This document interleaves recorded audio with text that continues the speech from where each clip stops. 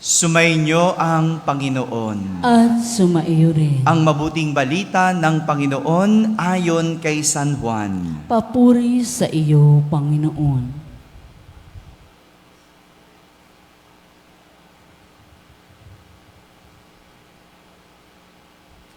Malapit na ang Pasko ng mga Hudyo, kaya't pumunta si Jesus sa Jerusalem. Nakita niya sa templo ang mga nagtitinda ng mga baka, tupa at kalapati, at ang mga namamalit ng salapi. Kumuha siya ng lubid at ginawa niyang panghagupit, at ipinagtabuyan niyang palabas ang mga nagtitinda, pati na ang mga baka at tupa. Isinabog niya ang salapi ng mga namamalit ng pera at pinagtataob ang kanilang mga mesa.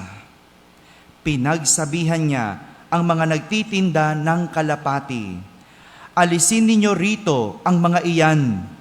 Huwag ninyong gawing palengke ang bahay ng aking ama." Naalala ng kanyang mga alagad ang sinasabi sa kasulatan, "Ang malasakit ko sa iyong bahay ang tutupok sa akin." Dahil dito ay tinanong siya ng mga pinuno ng Hudyo, "Anong himala ang maipapakita mo upang patunayang may karapatan kang gawin ito?" Sumagot si Jesus, "Gibain ninyo ang templong ito, at sa loob ng 3 araw ay muli kong itatayo." Sinabi ng mga Hudyo, 46 na taong ginawa ang templong ito, at itatayo mo sa loob lamang ng 3 araw? Ngunit ang templong tinutukoy ni Jesus ay ang kanyang katawan. Kaya't nang siya'y muling nabuhay, naalala ng kanyang mga alagad ang sinabi niyang ito, at sila ay naniwala sa kasulatan at sa sinabi ni Jesus. Mga kapatid, ang mabuting balita ng Panginoon. Pinupuri ka namin, Panginoong Hesukristo. Magsiupo po ang lahat at pagnilayan ang humilya. Isang magandang umaga po sa inyong lahat. Magandang umaga rin sa lahat ng mga nasa barangay na nakakapakinig ng ating misa, sa lahat ng mga nasa kanilang tahanan na nagsisimba via online, sa lahat ng mga nasa abroad. Isang magandang araw po sa inyong lahat. Kasama po kayo sa aming pagdiriwang ng banal na misa dito sa ating parokya.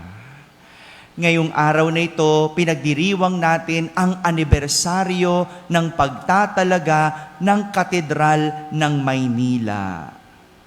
At kasabay ng kapistahang ito, ang ating mga pagbasa ay tumutukoy sa kung ano ang isang templo o simbahan. Sabihin nyo nga po, templo. Dalawang bagay ang tinutukoy sa atin ng ating mga pagbasa tungkol sa isang templo. Sa unang pagbasa, ipinakita ni Solomon na ang templo o simbahan ay bahay dalanginan. Sabihin nyo nga po, bahay dalanginan. Sa harap ng altar, si Solomon ay nanalangin ng nakataas ang kamay. Nagsusumamo sa Panginoon na pakinggan ang kanyang mga lingkod at ang bayang Israel sa tuwing sila ay nananalangin. Si Solomon, pinagdasal hindi yung kanyang sarili. Pinagdasal niya ang kanyang bayang Israel, naway pakinggan ng Diyos ang bawat taong mananalangin. Itong dahilan kung bakit tayo pumupunta sa simbahan. Para manalangin. Hindi lang para manalangin sa ating mga sarili, kundi para manalangin para sa ibang tao. Totoo, pwede tayong manalangin sa ating mga bahay. Pwede tayong magdasal kahit saan. Pero ang simbahan ay isang lugar na itinalaga para pagdasalan. Ang simbahan ay lugar para pagdasalan. Kung may lugar tayo para mag-aral, saan tayo nag-aaral?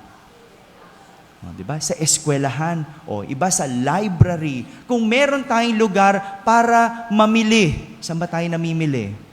Palengke. Kung meron tayong lugar para matulog, saan tayo natutulog? Sa simbahan din daw. Oo nga eh. Kung meron tayong lugar na itinalaga sa bawat gawain, meron ding lugar para pagdasalan. At itong pinapakita sa atin ng ating unang pagbasa. Ang templo ay isang bahay dalanginan.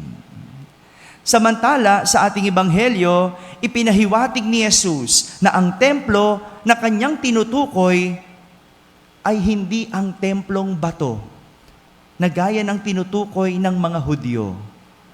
Ang templong tinutukoy ni Jesus ay ang kanyang katawan o bahay ng buhay. Sabihin nyo nga, bahay ng buhay.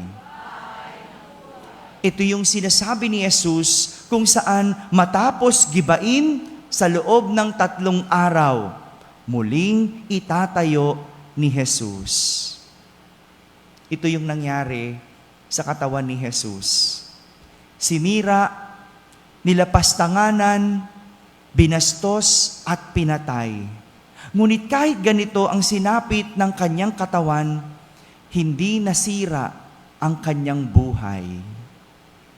Nasira ang katawan, pero hindi ang buhay.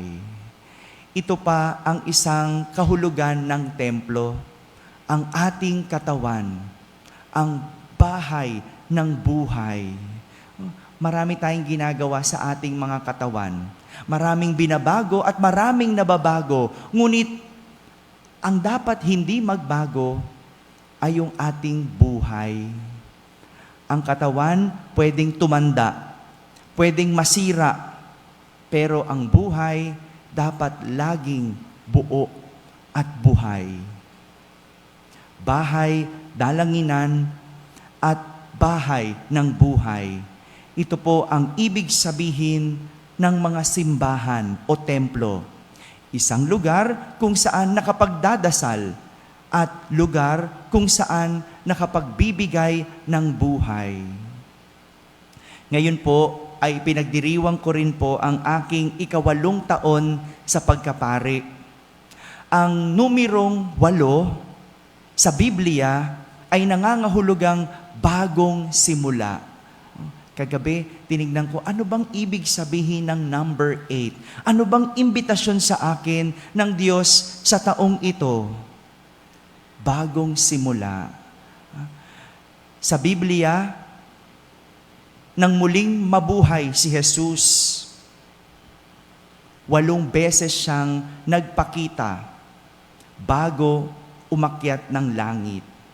8 times, He appeared to different people, 8 beses.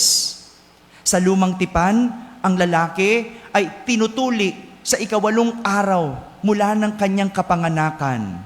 Ang pagtutuli noon ng mga Hudyo ay simbolo ng tipan ng Diyos at tao. Bagong simula. At 8 din ang ibinigay ni Jesus na beatitudes o aral sa kanyang mga alagad nung siya ay mangaral sa bundok. Ang mga aral na ito, itong 8 beatitudes, ang nagsisilbing gabay para matamo ang gantimpala ng Panginoon. 8 na nangangahulugang bagong simula. Sa aking buhay pagkapari, ngayong 8 taon, ako po ay napagkatiwalaan na manungkulan sa isang parokya bilang kura paroko. Hindi pa rin ako makapaniwala. At hindi ko rin inasahan. Dahil maaring sa iba, batang pari pa lang ako, lalo na sa Maynila. Sa Maynila, at least 10 years. May iba, 16 years. Si Father Douglas, yung nating naging kura paroko natin, 11 years bago siya naging kura paroko. Ako sa 8 taon, nais kong tignan ito bilang isang hamon. Hamon sa aking pagkapare na isang bagong simula para sa akin. Simula na mas maging responsableng pare. Simula na maging ama ng parokya. At simula ng bagong pagdilingkod. Hindi ko man inaasahan, ngunit ibinigay. Isang bagong simula, kaya naman humihingi po ako ng tulong ninyo. Pagdasal niyo po ako, at humihingi rin po ako ng tulong, lalo na sa ating mga lingkod, na tulungan niyo po ako. Sa aking paninimula, nawa maibigay ko ng buo, at hindi ko kayo mabigo. Hiling ko lang po yung inyong pasensya. Ito po ay aking simula. Pagpasensyahan niyo ko kung ako man ay magkamali. Pagpasensyahan niyo ko kung may mga hindi magagandang desisyong magagawa. Ito po ay aking bagong simula. Pero sisikapin kong maibigay ko ang lahat sa aking paninimula. Mga kapatid, ang simbahan ay bahay dalanginan at bahay ng buhay. Ito rin ang aking pananatilihin bilang aking bagong simula na kura paroko. Isang bahay kung saan ang pagdarasal ay nakapagbibigay buhay at ang buhay ay nagiging biyaya ng pagdarasal. Amen? Amen. Sa ngalan po ng bumubuo ng Konseho Pastoral at mga miyembro ng iba't ibang ministries at organisasyon ng ating simbahan, ang amin pong taus-pusong pagbati ng isang maligayang 8 taong anibersaryo ng pagkapari, Reverendo Padre Danichi Uy. Naway sa tulong ng mahal na Birhen ng Soledad ay patuloy kayong maging inspirasyon sa aming lahat at maging gabay palapit sa kanyang anak na si Jesus. Muli, Happy 8th Sacerdotal Anniversary, Father Danichi. Soledad clap po para sa ating butihing kura.